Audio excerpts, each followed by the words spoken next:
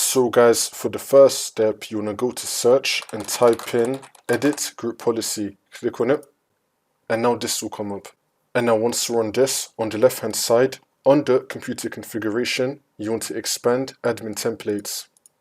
And now you want to expand system.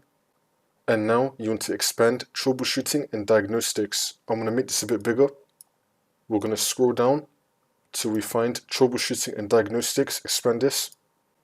And now you want to click on scripted diagnostics. And now this will come up. You want to find troubleshooting, allow users to access online troubleshooting content. Double click on it. And now once this comes up, you want to enable it. And then click on OK. See if that works. If that's still not working, then for the second method, you want to go to search and type in CMD. Now you want to run it as administrator. And then click on yes. And now once you're on this, you want to type in sfc /scan now. And then click on enter. And you want to run this scan. Wait for this to load. And now once that's been done, you want to type in dism /online